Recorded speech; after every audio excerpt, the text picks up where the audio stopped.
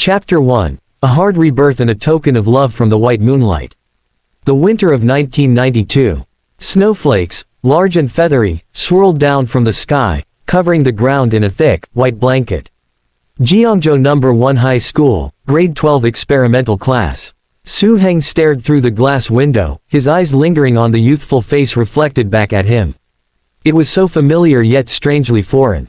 An 18-year-old boy looked back at him, a boy with striking features, brows sharp as swords, and eyes bright like stars. But his face was a little too pale. Well, look who's still ridiculously handsome after all this time. Soo-heng let out a wry smile. It took him a long moment to steady himself, his mind reeling from the shock of rebirth. He slowly scanned the classroom. His calm gaze swept over the fresh, naive faces of his classmates before settling on the blackboard. College entrance exam countdown, 160 days. Those words stood out in bold chalk, and his heart couldn't help but shudder. He remembered this date all too well. Just last night, a sudden, raging fire had swallowed up his family's clothing store. That store was the culmination of his parents' years of savings and their severance pay.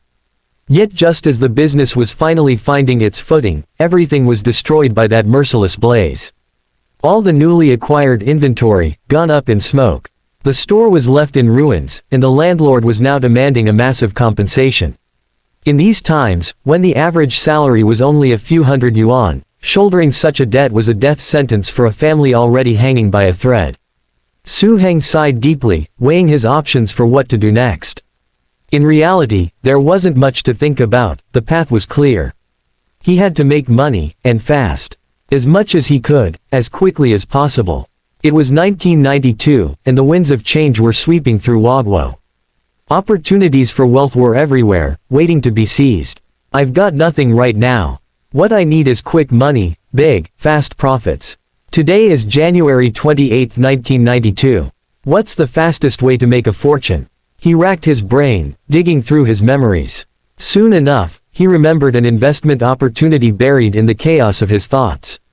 It was the stock subscription certificates, issued in the Magic City, famously dubbed the fortune certificates of 92. A single certificate sold for 30 yuan. A set of 100 consecutive numbers cost 3,000 yuan, and at their peak, a set could go for 700,000 to 800,000 yuan, a return of 200 to 300 times. These certificates had such astonishing returns that they created the country's first wave of millionaires and multimillionaires. Some even called them the first golden train of the Republic. In other words, an investment of just 10,000 yuan could turn someone into a millionaire almost overnight. To say that a millionaire now was rarer than a billionaire in later years would not be an exaggeration. No matter what it takes, I've got to get on that golden train.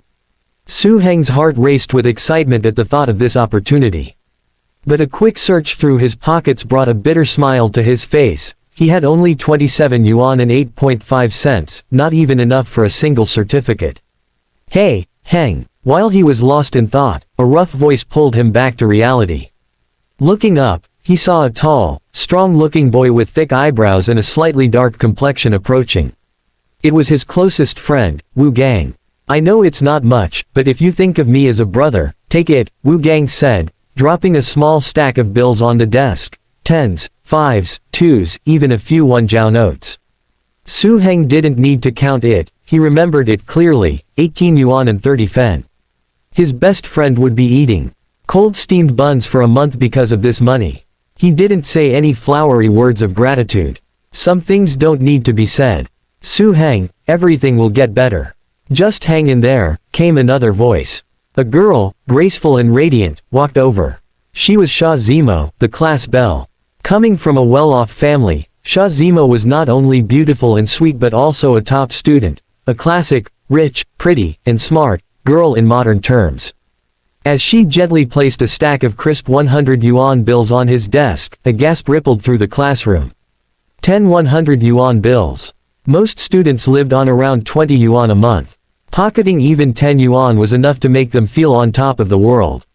It's worth noting that while 100 yuan notes had been in circulation since 1988, they were still rare among students. For Sha Zemo to casually place 1,000 yuan on his desk was nothing short of shocking. The class buzzed with curiosity. Could it be that the class belle, adored by all, had a thing for Su Heng? Su Heng was a bit bewildered. What was going on with Sha Zimo? This didn't happen in his past life, only Wu Gang had helped him back then. Seeing Su Heng hesitate, Sha Zimo quickly added, "Don't turn it down. Just think of it as a loan. Pay me back whenever you can." Since Su Heng desperately needed the money and given the class belle's sincere and generous offer, he wasn't about to play the fool and refuse. Not only did he accept, but he calmly asked, "Sha, could I borrow a bit more?" The whole class was stunned. Did they hear him right? When the shock wore off, everyone secretly cursed him for being so shameless. The class belle had already lent him 1,000 yuan, and he still had the nerve to ask for more. Does he have no shame? Sha Zimo blinked in surprise but quickly nodded, her voice carrying a hint of excitement. "Sure, I'll go home and get it right away." To the shock of the whole class, Sha Zimo actually left to fetch more money. Her thoughts were simple. If she could help a classmate whose family was in crisis, she wouldn't hesitate, especially since this was the boy who had captured her heart. Half an hour later, Sha Zimo returned, handing Su Heng a neatly wrapped bundle of cash. Su Heng accepted it with a smile, noticing the beads of sweat on Sha Zimo's fair forehead. Deeply moved, he said softly but firmly, "Thank you. I'll repay you as soon as possible." In his heart, he promised himself that he wouldn't just repay her soon, but repay her tenfold, 100-fold, even 1,000-fold. Because he knew that even though Sha Zimo came from a good family, lending this much money to a classmate must have put her under some pressure at home. "We're all classmates, no need for formalities," Sha Zimo said with a smile. But the other students gave Su Heng looks of disdain, silently cursing him for shamelessly living off a girl. Su Heng ignored their reactions and opened the bundle, counting the notes.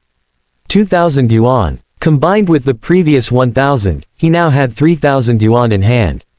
3,000 yuan, enough to buy one set of certificates and turn it into tens of thousands in a few months.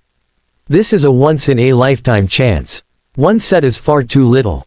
There are only 4 days left until the deadline to buy the certificates. I need to use this 3,000 yuan to make more, to buy more certificates. Su Heng racked his brain, trying to think of a way to quickly multiply his capital. Suddenly, an idea flashed in his mind. He thought of a place, Beibaojia. Chapter 2, Making a Stunning Move. "Heng, what's going on?" Wu Gang reached out to feel Su Heng's forehead, puzzled. How could his self-reliant and principled friend be asking the class beauty for such a large sum of money? Was the shock affecting his mind? Su Heng brushed his friend's rough hand away and replied calmly, "Sha Zimo meant well, and I'm in need of the money. What's the problem? Besides, I won't let her lose out." Wu Gang shook his head. Even though Sha Zimo's family is wealthy, she's still a student. "I don't think borrowing so much is right. I know it's not ideal, but I have no choice," Su Heng said, shifting the topic. "Gangzi, I'm going out for a bit. Can you keep this from my family?" Wu Gang was taken aback. "You're not going out to make money, are you?" Su Heng looked into the distance and replied calmly, "Yes, I need to take a chance." Su Heng went to his homeroom teacher, Xu Jimin, to request a few days off. Xu Jimin, aware of Su Heng's family troubles, sympathetically handed him 100 yuan and said, "We'll figure things out together. Just make sure it doesn't affect your college entrance exam in a few months." "Thank you, Teacher Xu. I won't slack off in my studies," Su Heng said, deeply touched. He knew that teachers' salaries were around 100 yuan, and Xu Jimin's family was also struggling with the teacher's wife being laid off and 2 young children to support. After getting the leave, Su Heng didn't go home since there was nothing he could do there. Instead, he headed to the east of the city to Beibaojia, the only antique shop in Jiangzhou. He recalled that Beibaojia was having a clearance sale. Among the items was an authentic painting from the Song Dynasty Emperor Zhao Ji. But no one believed it was real, including the shop owner. After all, how could an authentic painting by a Song Dynasty emperor end up in a small town shop? At the time, the painting was bought by a nouveau riche for just 200 yuan. No one could have predicted that, over 20 years later, it would sell for 70 million at an auction. Su Heng quickened his pace, hoping the painting hadn't been sold yet. When he arrived at Beibaojia, he saw a big sign at the entrance announcing, "Clearance Sale." The shop was filled with some antiques and paintings, with few customers present. It was clear that the antique market was quite depressed. As the saying goes, in chaotic times, gold is valuable, in prosperous times, antiques are. People had only recently met their basic needs and had little spare money for collecting. The early rich were often uneducated and preferred spending on mistresses rather than buying antiques, unless for gifts. Suddenly, an argument broke out in the shop. 2,000 for a lousy painting. Are you out of your mind? A middle-aged man with a fat face and a cigarette dangling from his mouth, dressed in flashy nouveau riche style, was arguing. The shop owner, wearing glasses and looking refined, tried to explain politely, "Sir, this painting might be an authentic piece passed down from my grandfather. If I weren't in urgent need of money, I wouldn't be selling it." The nouveau riche scoffed, "Get lost. You think I'm stupid? This small shop can't have an emperor's painting. I'll give you 100. He pulled out a bill from his bag, tossing it onto the counter dismissively. The shop owner looked troubled and spread his hands. 100 won't work. The nouveau riche glared, "I say it does." The shop owner, frustrated and feeling helpless, thought arguing with this person was pointless. "Boss, I want that painting," came a clear voice from the door. Both the shop owner and the nouveau riche turned to see a student in a school uniform. The nouveau riche exhaled a puff of smoke toward Su Heng and sneered, "You, a poor student, should stay in school. If you can come up with 2,000 yuan, I'll step aside." 2,000 yuan was equivalent to 2 years' salary for an ordinary worker. The nouveau riche didn't believe a student could afford that. Ignoring the nouveau riche, Su Heng directly asked the shop owner, "What's your decision?" The shop owner, forcing a smile, said, "Since this gentleman has spoken, if you can provide 2,000 yuan, I'll sell you the painting." Clearly, he doubted Su Heng's ability to pay. Without hesitation, Su Heng pulled out 2,000 yuan from his bag and placed it on the counter. In that era, seeing 2,100 yuan bills at once was quite a shock, especially when a student casually laid them on the table. The nouveau riche's mouth dropped open, almost dropping his cigarette. The shop owner quickly grabbed the money, counted it 3 times, and nodded happily, "Yes, 2,000 yuan. The painting is yours." Su Heng took the painting, put it in his bag, and left without looking back. "Damn, I underestimated him. This kid actually has money." The nouveau riche muttered as Su Heng walked out of the shop. Su Heng hailed a taxi and headed straight to the train station, catching a night train to the capital. He couldn't find anyone capable of handling the painting in Jiangzhou. He needed to see Ma Waidu in the capital. Although Ma Waidu wasn't yet a prominent collector, he owned a shop in Luli Garden, a fact known to few. After a quiet night, Su Heng arrived in the capital at 8 the next morning. He took a taxi to Luli Garden, where, by chance, Ma Waidu was in his shop. "Hello, Mr. Ma. I've come a long way with a painting I'd like you to evaluate," Su Heng said calmly, looking at the middle-aged man with a square face and small eyes. "You're quite the spirited young man. Let's see what you've got," Ma Waidu replied with a smile. He was also observing Su Heng quietly and was surprised by how much more composed the young man was compared to his peers. Su Heng opened his bag, took out the painting, and placed it on Ma Waidu's desk, saying politely, "Mr. Ma, please give me an estimate." "Wow." Ma Waidu was initially dismissive, thinking a student couldn't possibly have anything valuable. But when he saw the painting up close, he quickly became serious, examining it carefully. After about 3 minutes, he was visibly shaken, gasping, "I can't believe it, this is indeed an authentic Zhaoji piece. Based on recent market trends, this painting is worth around 300,000 yuan. To be honest, this was lower than Su Heng's estimate. After all, the painting would eventually sell for 70 million at an auction. However, considering the market in the capital, 300,000 yuan could easily buy a courtyard house. In 30 years, it could be worth over 100 million. With that in mind, 300,000 yuan was acceptable. Most importantly, Su Heng needed the capital urgently and couldn't miss out on the subscription certificates. He had to sell the painting. Chapter 3, Boarding the Golden Train. "Mr. Ma, I'd like to temporarily sell you this painting for 300,000 yuan, with the option to redeem it within 6 months. I'll also pay you an additional 100,000 yuan as a fee. How does that sound?" Su Heng proposed after a brief consideration. The painting had significant potential for appreciation, and Suheng planned to buy it back later. Temporarily sell. Ma Waidu was surprised. He studied the plainly dressed youth more closely, increasingly convinced that this young man was extraordinary. All right, Ma Waidu agreed after a moment, smiling. I won't take advantage of your youth. If you come to redeem it within 6 months, I'll charge you a 50,000 yuan fee, as is customary. Thank you, Mr. Ma, Suheng said politely. After signing the temporary sale agreement, Ma Waidu personally took Suheng to the bank to withdraw the money. 300,000 yuan was a significant amount and usually required advance notice. However, as a valued client with strong connections, Ma Waidu managed to get the money on the same day. Suheng packed the cash into his bag. Time was money for him, and he decided to fly to Shanghai. In this era, flying was quite complicated for ordinary people, requiring various forms of documentation.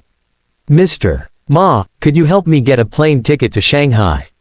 Suheng asked politely. Not a problem, Ma Waidu replied with a laugh. To him, it was a minor issue, and he was also interested in getting to know this impressive young man.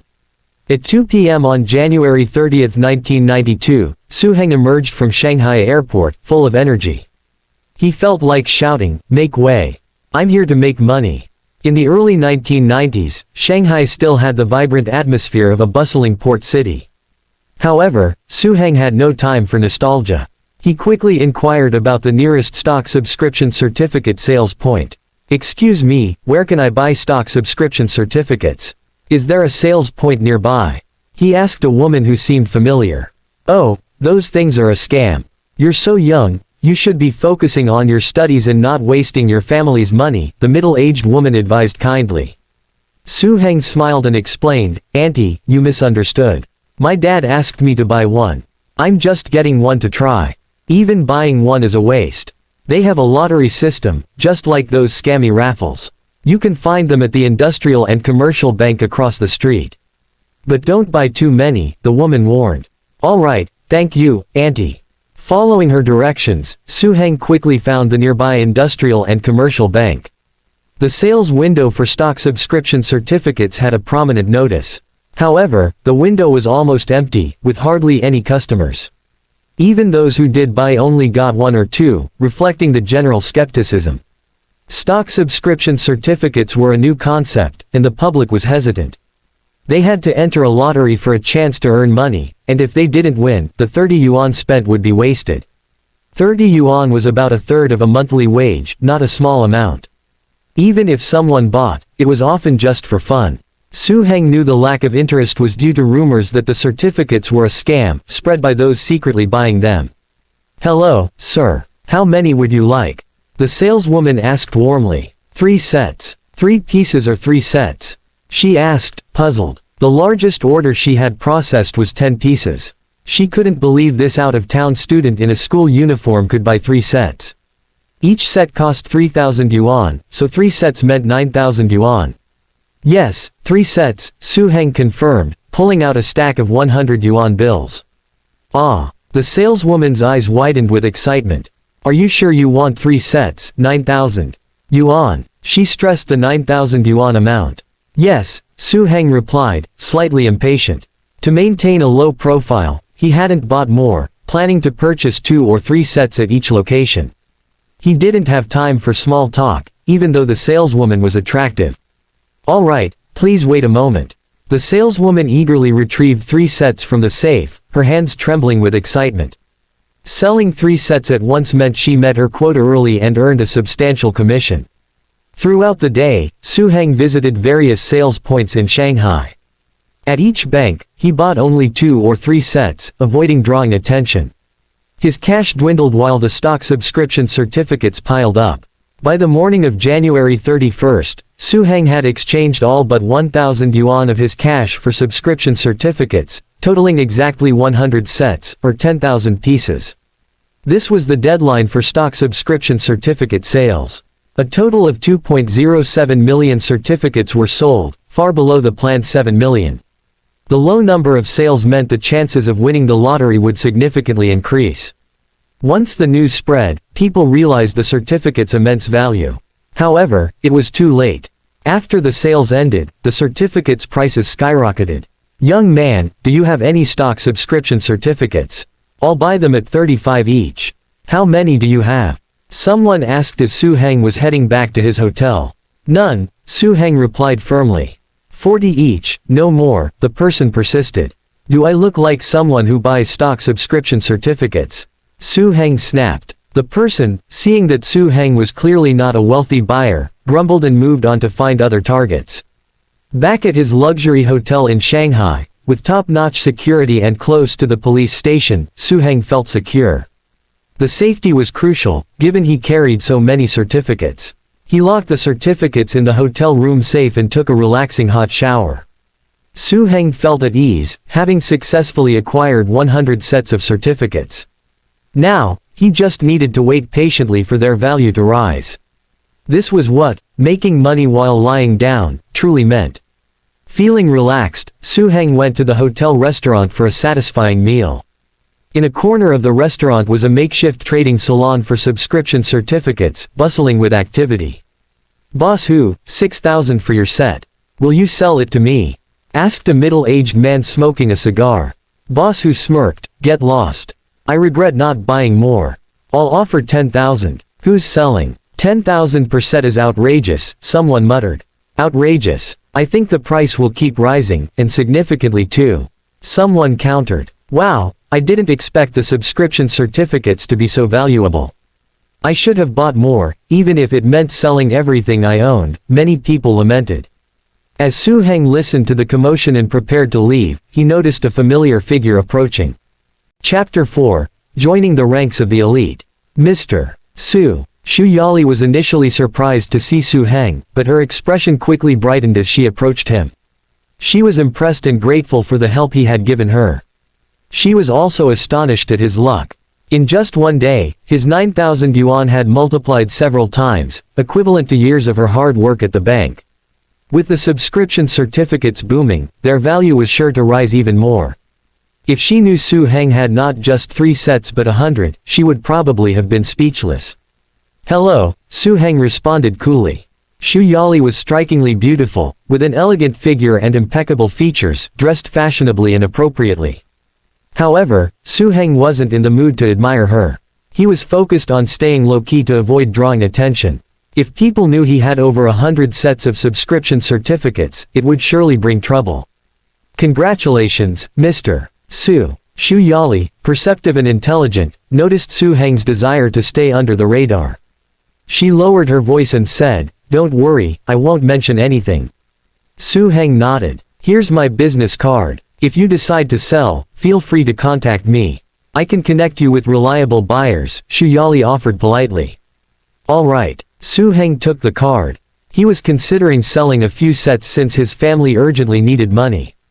With the Spring Festival approaching, last year's celebration had been the most miserable for his family. They couldn't afford New Year goods, and on the first day of the new year, they didn't even have dumplings to eat, just a pot of stewed cabbage. Now that he had a chance to change this, he wanted to ensure his family wouldn't face such hardships again. The next day, the subscription certificates continued to skyrocket in price. The number of people in the restaurant's trading salon surged as they eagerly sought to buy them. With the demand so high, no one wanted to sell, and prices kept rising. Su Heng had exactly 100 sets, or 10,000 pieces. He was now a bona fide millionaire, joining the ranks of the era's elite. This was what they meant by being in the right place at the right time, and opportunity outweighing effort. By seizing such a golden opportunity, one could easily rewrite their life story. In no time, the price of subscription certificates rose to 30,000 yuan per set. It's time to head back. Su Heng calculated the days and decided to sell a few sets before returning home. The trading salon was full of dubious characters, so he preferred not to deal with them directly. Instead, he used the hotel phone to contact Xu Yali. When Xu Yali heard Su Heng wanted to sell, she arrived with the money. "Just you." Su Heng was surprised to see only Xu Yali. "Mr. Su, it's actually my family buying them. But don't worry, the price will definitely be satisfactory," Xu Yali said sincerely. "How much can you offer for 3 sets?" "Mr. Su, You know the market price is around 28,000 to 29,000 per set. I'm offering 30,000 per set. Does that work for you? Xu Yali asked politely. Her tone suggested that if Su Heng didn't agree, she might offer even more. Deal. Su Heng agreed immediately. He wasn't concerned about haggling over a few thousand yuan. More importantly, he sensed Xu Yali was someone significant. With her noble demeanor, working at the bank, and having 90,000 yuan on hand, maintaining a good relationship with her could be beneficial. Here's 90,000 yuan. Please check it, Xu Yali said, handing him a bundle of cash. No need, Su Heng said as he glanced at the money and quickly stuffed it into his bag. Xu Yali was slightly taken aback by the amount of money he received. Mr. Su, you truly are impressive for your age, Xu Yali said, feeling that this young man was extraordinary. Impressive for my age, Su Heng smiled. He thought to himself that, given a second chance at life, he intended to stir up the world, make a lot of money, and enjoy all that life had to offer. Otherwise, what was the point of living again? Did I say something wrong? Xu Yali asked nervously. You're right, Su Heng replied calmly. Xu Yali smiled, finding him quite charming. She then noticed the backpack on the table and changed the subject. Mr. Su, are you planning to leave? Yes. Wish you all the best. I hope we can meet again, Xu Yali said, feeling a bit disappointed. Realizing it might sound awkward, she added, I hope Mr. Su will come back to Shanghai to make more money. I might need your help again, Su Heng said with a smile, extending his hand politely. I would be honored. Xu Yali hesitated for a moment but then shook his hand. In this era, interactions between men and women were still quite conservative, and it was her first time shaking hands with a stranger, making her heart race. After checking out, Su Heng took a taxi to the bank, rented a safe deposit box to store his certificates, and then bought a plane ticket from a scalper. He flew to the provincial capital and, after transferring to a bus, arrived at Jiangzhou High School by 10 a.m. It was the start of the holiday season. The senior class had a late break due to the upcoming college entrance exams, and the new year was just 2 days away. Su Heng. Before Su Heng could enter the classroom, he was stopped by a girl with a delicate appearance. It was Hu Shui from the adjacent class and also Su Heng's girlfriend, or rather, someone they both had feelings for. Su Heng, how could you borrow so much money from Sha Zimo? Hu Shui questioned sharply. Without waiting for Su Heng to respond, she sneered, you borrowed 1,000 yuan, and now you've asked for another 2,000. I didn't expect you to be so shameless. Goodbye. Su Heng was stunned, thinking, what's her problem? He blurted out, what do you mean? I don't want to see you again. Hu Shui said coldly without looking back. That's absurd. Su Heng shook his head in disbelief and didn't let the small altercation bother him. He hummed a tune and continued on his way. His youthful naivety and past romantic feelings seemed trivial compared to his current life experience. However, his feelings for Sha Zimo were different. Chapter 5. The shock brought by Su Heng. When Hu Shui reacted so intensely, Su Heng was not at all angry. Instead, he found it somewhat amusing. He understood that Hu Shui was a practical girl, and there was nothing wrong with that. Everyone has the right to choose their own path. So, he held no resentment towards her. Are you breaking up with me? Su Heng asked calmly. Yes. Hu Shui bit her lip. Hope you don't regret it, Su Heng said softly. Regret? Of course, I regret it. I regret ever meeting you. Hu Shui snapped. Just because you're smart and good-looking doesn't mean I care about you. With that, Hu Shui turned and walked away. Su Heng couldn't help but smile. He wondered how she would react if he pulled out the money from his bag, but he dismissed the thought. He wasn't that childish. Returning to his classroom, Su Heng saw Sha Zimo quietly sitting at her desk. He remembered Hu Shui's comment about her being dumb and smiled again. Yes, one of them might be dumb, but it's definitely not Sha Zimo. Su Heng's back. When Su Heng appeared at the classroom door, his classmates were initially stunned, then immediately erupted with excitement. Haha, brother Heng's back. Wu Gang rushed up and gave Su Heng a hearty hug. With a thud, Su Heng's bag fell to the ground, and its zipper opened, revealing stacks of 100 yuan bills. Wu Gang's eyes widened in disbelief. Su Heng sighed inwardly. He hadn't meant to show off his wealth, he just wanted to quietly return the money to Sha Zimo. But Wu Gang's enthusiastic actions made that impossible. "Brother Heng, you've really made it big," Wu Gang stammered. The other classmates stared in shock, unable to believe Su Heng had brought back 90,000 yuan in just 5 days. How is this possible? They wondered. Even Sha Zimo was taken aback, her mouth slightly agape. "Got lucky and made a bit of money," Su Heng said with a gentle smile, taking out 3 stacks from his bag and handing them to Sha Zimo. There were no words of thanks because they weren't needed. Some debts of gratitude were meant to be remembered in the heart. When he was in dire need, it was Sha Zimo who had extended a helping hand. For him, it was like receiving timely help in a snowstorm. He planned to repay this kindness fully. The 30,000 yuan was just a small token. In the future, he believed he could offer this girl a lifetime of wealth and honor. "I don't want it," Sha Zimo quickly refused, shaking her head.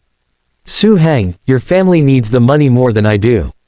I still have 60,000 yuan in my bag, it's more than enough for my family." "Just accept it," Su Heng gently persuaded. "I still don't want it," Sha Zimo insisted, taking only 20 of the bills and returning the rest. "Why only 20? Su Heng, touched, sighed.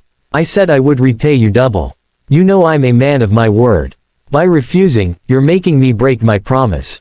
You wouldn't want me to lose my integrity, would you?" Sha Zimo hesitated, then shook her head. The first shake meant she didn't want him to lose his integrity. The second shake meant she didn't want his money. All right, this girl won't be easily convinced, Su Heng thought, deciding not to press further. He would repay her kindness another time. After spending some time in the classroom, Su Heng went to the head teacher's office. As soon as he left, the classroom erupted with excitement. 90,000 yuan. Su Heng really made 90,000. What did Su Heng do to make so much money? No idea, but it must be illegal, one student speculated.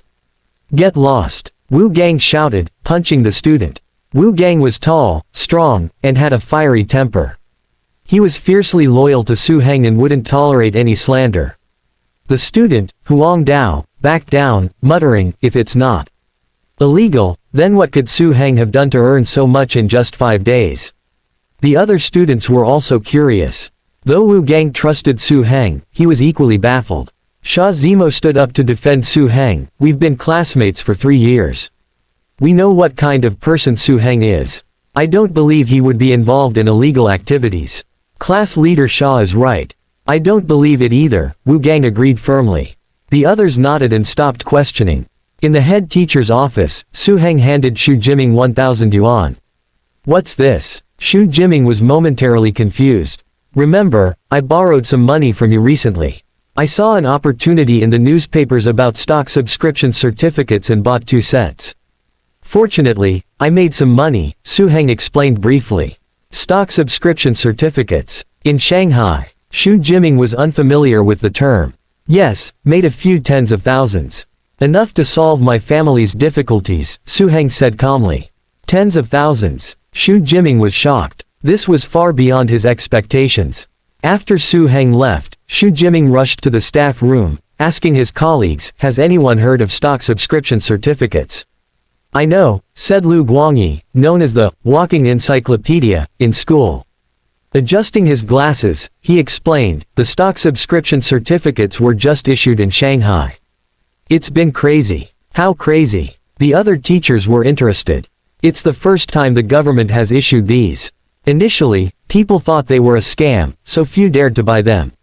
But with government endorsements, people realized it was a huge opportunity and rushed to buy. The price has skyrocketed from 3,000 to tens of thousands in just a few days. It's like a gold rush." Lu Guangyi's excitement grew as he spoke, lamenting he wasn't in Shanghai to buy some himself. So crazy. The teachers were astonished. For them, who earned only modest salaries, terms like tenfold profit and tens of thousands were incredibly stimulating. Xu Jiming, stunned, muttered, "It's real. That kid really made tens of thousands." Seeing his excited colleagues, Xu Jiming wanted to shout that his student had made a fortune in Shanghai. But he kept his composure. He quickly found Su Heng and handed him 900 yuan. "What are you doing? This is embarrassing for me."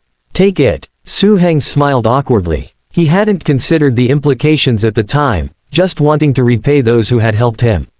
"Ah, You're too bold. Xu Jiming sighed, unsure what else to say.